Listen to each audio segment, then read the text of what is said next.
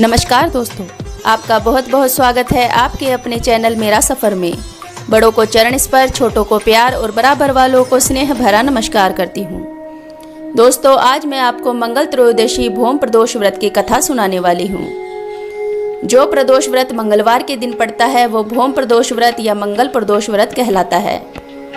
इस व्रत को रखने से भक्तों की स्वास्थ्य संबंधी समस्याएं दूर होती है, उनके शारीरिक स्वास्थ्य में सुधार आता है। भौम प्रदोष व्रत जीवन में सुख समृद्धि लाता है। तो चलिए देर ना करते हुए शुरू करते हैं आज की कथा।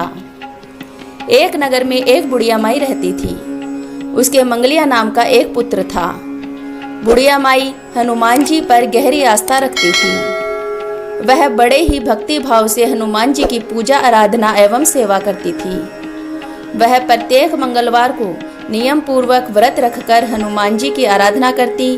उस दिन वह ना तो घर लीपती ना ही मिट्टी खोदती थी।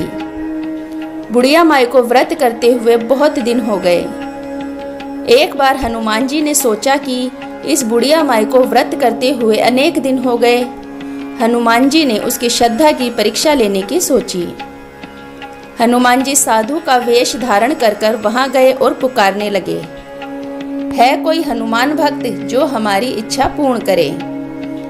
पुकार सुन बुढ़िया माई घर से बाहर आई और बोली, महाराज आज्ञा दीजिए। साधु वेशधारी हनुमान जी बोले, मैं भूखा हूँ, भोजन करूँगा, तू थोड़ी सी जमीन लीप दे। बुढ़िया माई दुविधा में पड़ गई। अंत में हाथ जोड़कर बोली, महाराज जमीन लीपने और मिट्टी खोदने के अलावा आप कोई दूसरी आज्ञा दे, मैं अवश्य पूर्ण करूँगी। साधु ने 3 बार प्रतिज्ञा कराने के बाद कहा, ठीक है, तू अपने बेटे को बुला, मैं उसकी पीठ पर आग जलाकर भोजन बनाऊंगा। बुढ़िया माई के पैरों तले जमीन खिसक गई, परंतु वह वचन दे चुकी थी।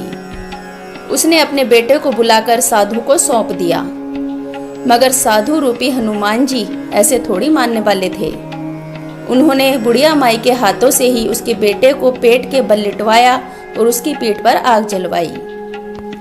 आग जलाकर दुखी मन से बुढ़िया माई अपने घर के अंदर चली गई। इधर भोजन बनाकर साधु ने बुढ़िया माई को बुलाकर कहा, बुढ़िया माई तुम्हारे बेटे को पुकारो ताकि वह भी आकर भोजन कर ले। इस पर बुढ़िया माई बहते आंसुओं को पोंछकर बोली, उसका नाम लेकर मुझे और कष्ट ना पहुंचाओ।